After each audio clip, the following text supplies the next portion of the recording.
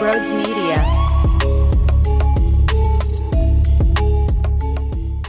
Ladies and gentlemen, there's only one cigar to smoke, and that is an Emilio cigar. I'm so happy and excited that Flyers hockey is back and talkable and debatable, and we're able to give them time and awareness, all right, throughout this NHL draft. This is one of the biggest drafts and the biggest weekends that the Flyers have had in a long time. So as soon as this episode's over, I'm going to go out back and I'm going to light up this Emilio cigar, and you must join me with the Emilio cigar family. There's only one cigar to smoke on planet Earth, and that is an Emilio cigar. Old school roots, new school attitude, locally owned, third generation, and made at Fabrica Oveja Negra in Nicaragua. So this is as serious of a cigar that you will find out there on the market. What you need to do is go to your local tobacco shop and say, hey, do you guys have Emilio cigars? And that is a great way to get them in your hands and in the palm of your hands. And you can also check out the link down below in the description, which will give you more information on the Emilio cigars. Whew. I'm just thinking about it. I'm closing my eyes right now and just thinking about it. Sitting out back on the patio and embracing every moment with my Emilio cigar. Make sure you join me and the Emilio cigar family today. Yo, what's going on, everybody? Welcome on in to Sports Talk with Brodes. We are going to dissect the second round here for your Flyers. I'll say this. I'll give them credit in this regard. It's pretty obvious their plan based off of their actions. Go get large, massive, insanely big human beings. And I hope from the bottom of my heart that this pays off dividends. I hope in 3-4 years we say, Danny Briere, Keith Jones, you nailed it. Throw a bunch of darts at the dartboard for 6'4" guys, 6'5" guys, 6'6" guys, and you will see these prospects develop over time, work on their skating ability, and then they overpower everybody on the forecheck. Their blue line, great stick on puck. They can move well for their size, physical. I hope that's the case.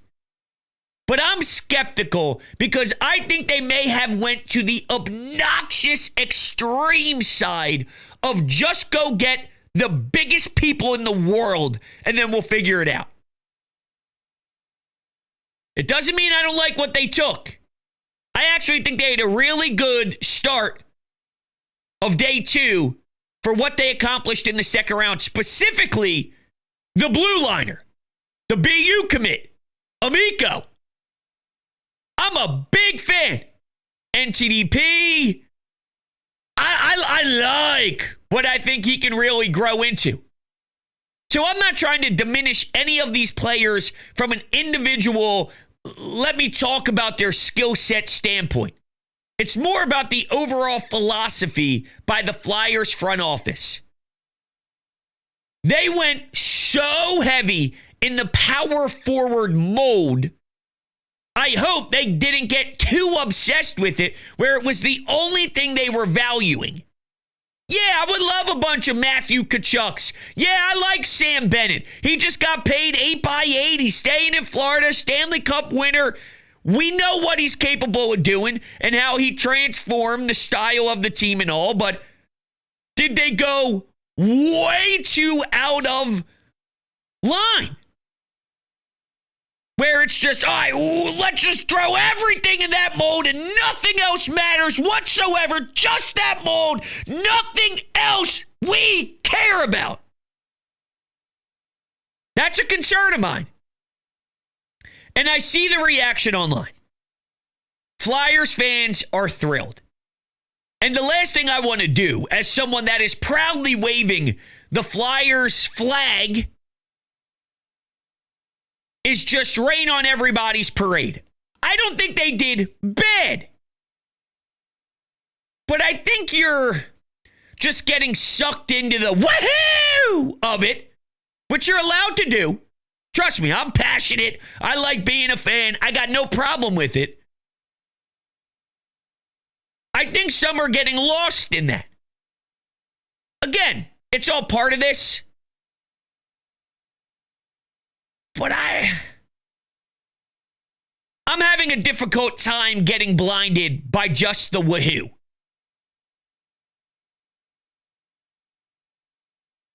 Let's talk about what they did in the second round. Montreal jumping up. I think that changed the direction of where they were going to initially head.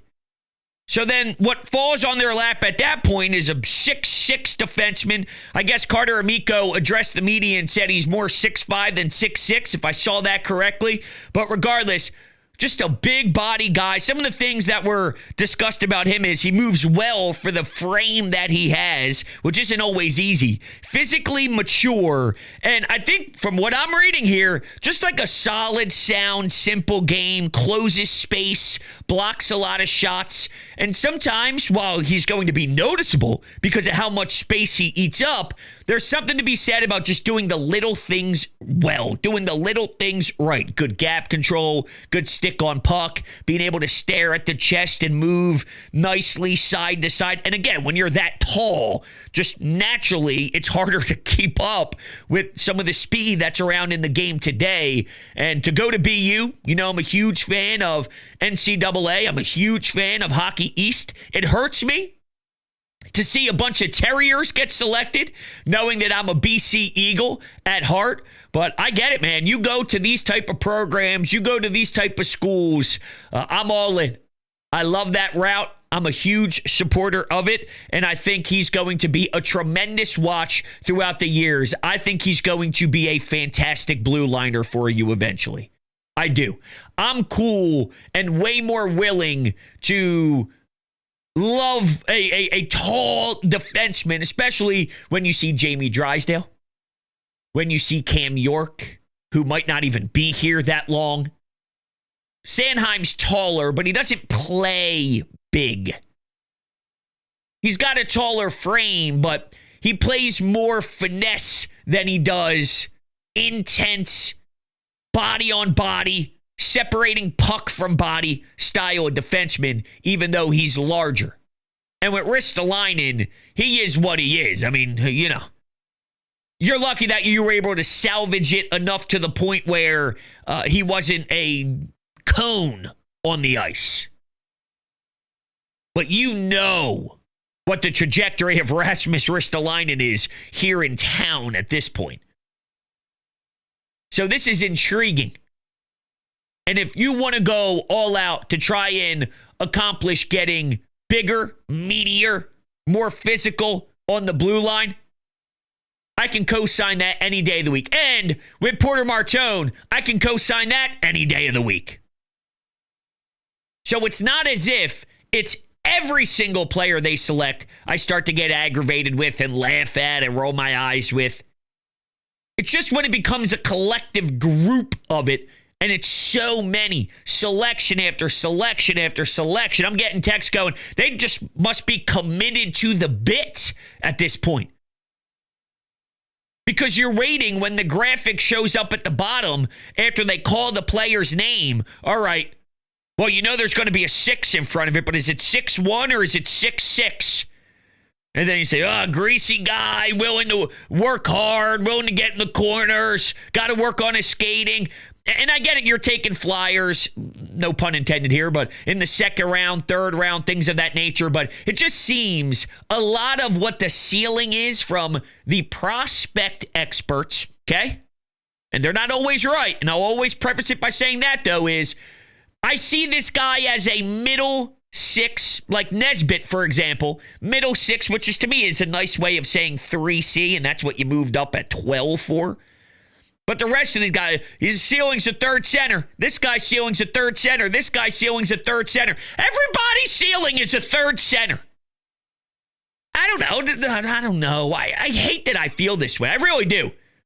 I'm upset and disappointed that I feel this way because I wanted this offseason, and specifically this draft, for me to be in a spot where I'm so juiced up it's not even funny. I wanted to feel better after this week. You hire Rick Tocchet, which I thought was kind of not horrible, but not needle moving to the point where I'm waving pom-poms. I couldn't feel more of the same way if I tried about this. Not horrible. Not horrible. And if you want to go player by player, there are some that I am definitely waving pom-poms for. Specifically Martone and specifically Amico. I think those two are the ones that I am most excited about. And we can get into Murtag. We can get into Vansagi from Michigan State. And, Matthew Gord, 6'4". Is that an O or an A? I can't even read it properly. By the back end, you're just taking shots at the dartboard. I get it. 6'4" center. Of course. Individually speaking, a few where I'm cheering insanely. But the morale after this, with still fifth rounders to go, maybe there's movement, maybe there's not. I'm not going to spend too much time on those type of selections. I'm just kind of, okay. I like some things. I dislike some things. I wish I didn't dislike as much as I dislike after this weekend's going to end, I guess, is sort of a way for me to put a stamp on that thought. And I could be wrong. I love this take, though, which is foolish. You're not allowed to have an opinion on the Flyers draft because you just don't know how they're going to pan out. Shut up. Yes, I can. Yes, I can. I'm a simple man. I don't tell you I'm right, I'm wrong, I'm this, I'm that, in some circumstances, this being one of them. I'm just telling you my gut reaction of it, that's all. So I'm not allowed to have a gut reaction to some of the picks based off of some of the things I'm reading and some of the things I'm watching? Scratch. Go scratch. We all know it's going to take a while until you figure out exactly who they're going to be. But with Cole Caulfield, I felt a certain type of way. With some of these guys throughout the years, I felt a certain type of way. With Booyam, okay? And it seems like they're trending in a direction where I may have been correct on that. It was just a gut feel in the moment. Maybe this time I'm wrong. And the most important part of this is I don't want to be right. I don't want to be correct. I hope Nesbitt is a star. I hope these 6'4" guys end up being better than second-round picks. Whoever they take later, I hope they're better than we ever could have imagined. I want a fucking Stanley Cup. I want a parade. I want to see Flyers hockey in the playoffs. Everyone buzzing. It's May. It's June. You got the Flyer sweater on with shorts. Everyone walking up to the Wells Fargo Center going, let's go Flyers, right? Maybe we get puck it up chants just going through the roof at the Wells Fargo Center with everybody going absolutely nuts. That's all I want. I want Danny Briere to be the best general manager in the history of hockey. I want Keith Jones to know everything about being a president. I want that all to be the answer. I want my hockey team back. But I wonder, ironically enough, with Danny Briere of all people, did they focus too much on one attribute, which is how much they measure out? And did they value that more than the hockey? The Porter Martone thing, as the time goes, and I stick to my guns on James Higgins, but I get it. I do. I get it. I think he's going to be a real special player. I like Porter Martone a lot. It's always going to be in the back of my mind with Higgins, but I think I can find a way to get swung even more in the Porter Martone direction than I already am, and I think he's going to be great. You can work with me. I can work with you on that one. I promise. But if there was, hypothetically, someone who was 6 foot, who is a better hockey player, who is more skilled, but then there's more of a projecty 6'4" guy, Would they take the projecty 6'4" guy just because he's 6'4", even though the 6'1" guy is just better? And I don't know, maybe I'm wrong, because the kid they took, another BU commit, Jack Mertag, 6'1", workhorse, good value at 40. Some had him late first round, but this is where his strengths come in. Forechecking ability, just a workhorse, always constantly there in your face, pushes the pace, which is something that I admire and I think is important. His strength is his shot. Apparently he's got a really, really awesome shot, and it's just precise. It's hard. It's not great stick work though. So it just seems like a guy who's willing to get in there, muck it up, and they took a lot of those. And maybe their philosophy is, if we take 5 of them and 2 hit, knowing Martone is definitely hitting. So it's really about the other. If we can get one guy to pop off and be special out of the other darts that we threw, that we're in a good spot. Maybe that's their philosophy. And maybe they're right. I'm not telling you they are definitely wrong. It just rubs me the wrong way currently. And this stems back from everything that I've ever experienced as a Flyers fan in this town. Not just here, but on NHL Network. The first thing I hear, the second they draft a guy, Flyers are trying to get back to the Broad Street boys. You talk to anybody who's 60 years old, Broad Street, we need to get back to being tough. We got UFC fighters now coaching the team as fighting coaches. And I'm like, what are we doing? Like, what are we doing? And this is where I get myself stuck. This is a very layered conversation, really. Nobody wants to be the Maple Leafs, the Mariners who put up 100 points and they can't win. You know what? The more and more you see how the playoffs played out, and due to the system of the playoff format, it's not 1 versus 8, right? So some of these first-round matchups are more intense than they probably should be for a first-round matchup, this and that. I think the Maple Leafs did the best against the Florida Panthers than anybody else in the playoffs. So we knocked them for losing when they lost and all that stuff, right? I think the Maple Leafs may have actually shown you by the end of it that they were most equipped to give the Panthers the best run for their money. Now, not better than Florida, and that's the ultimate goal, is to be the best. But compared to anybody else who went up against the behemoth that was, they may have been built the best and closest. They just got knocked out when they did, because that's when the format aligned them. So is it bad to have some of those guys? There's been years now of the Marner and Matthews and all that stuff, and sometimes it's just chemistry more than it is the players are bad, because I don't think Mitch Marner's bad. I don't think Austin Matthews is bad.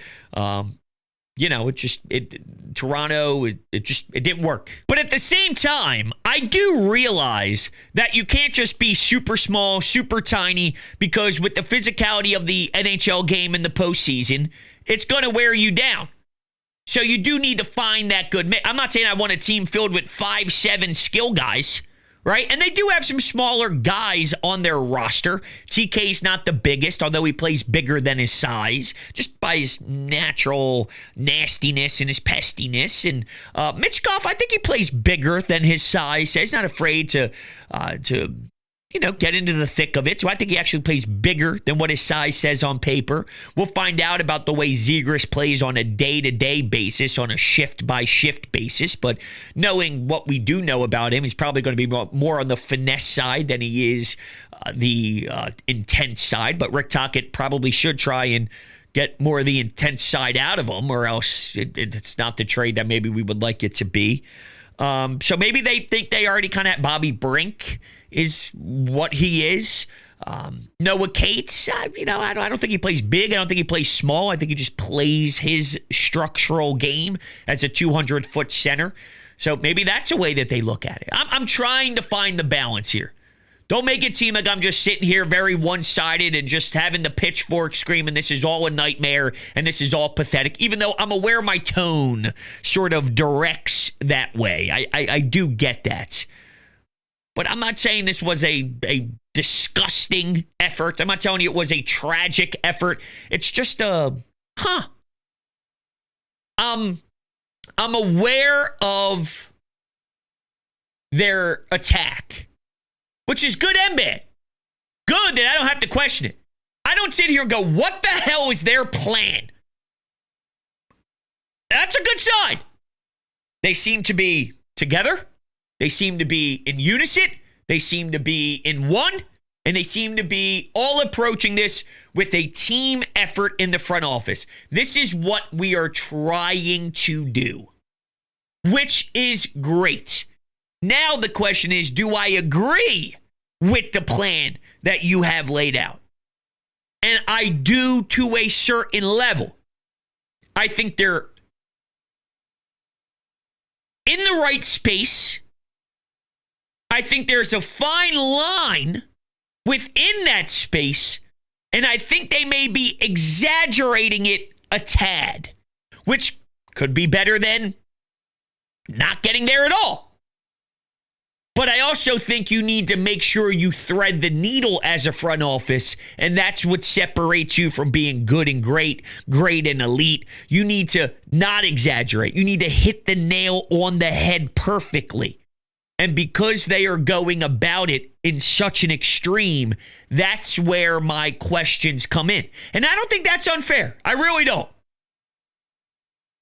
So I guess, what would the letter grade be? And they're still later round picks. That's probably not going to sway me much. With the first and second round, I really just don't like the Nesbitt one. Truly. That's the only one I don't. But that's a big deal. I mean, we acquired all these assets forever. For that moment. For that first round. And I expected them to jump up at some point. I didn't know if they were going to draft all 7 of the first 2 rounds. And they clearly moved for Cigar. So then there were 6 in the first 2 rounds. And I expected a jump. But I just thought the impact player they jumped up for would hit me harder.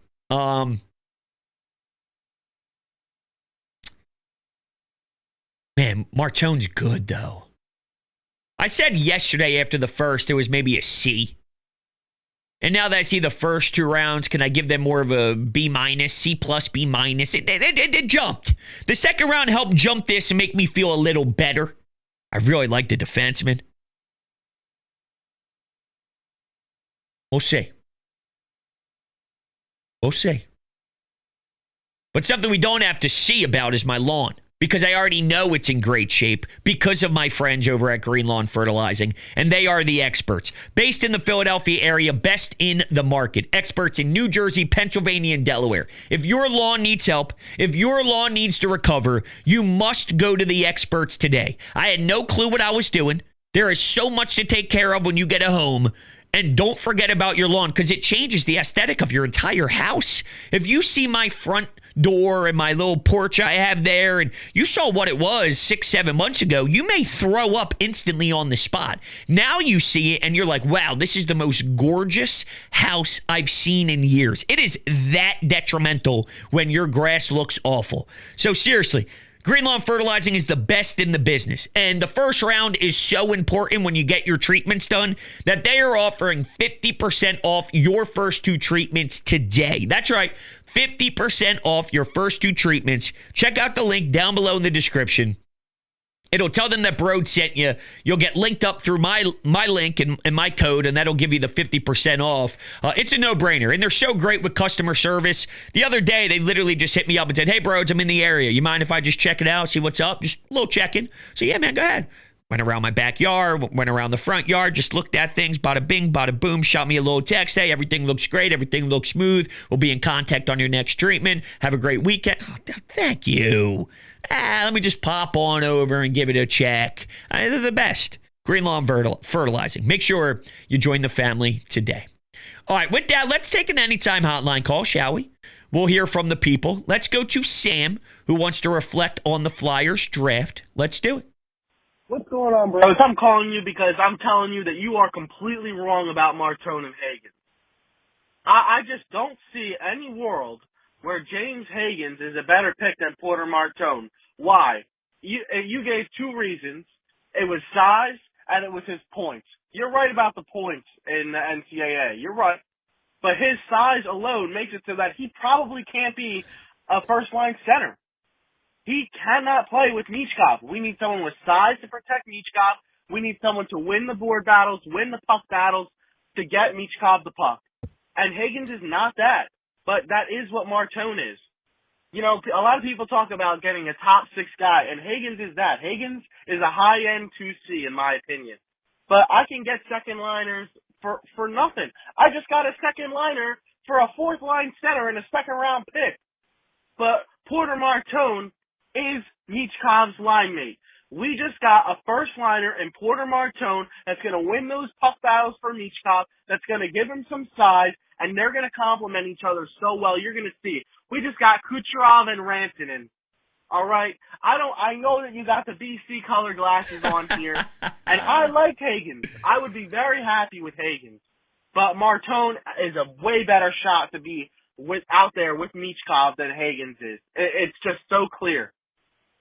Listen, Sam, I'll say this. One, I fucking love the passion. All right, just the fact that we can debate and scream over the Flyers right now actually weirdly makes me happy. So one, I love the passion. One, I love you disagreeing with me and calling me an idiot. Seriously, from the bottom of my heart, I do love that shit. But I got a couple of things to rebuttal with.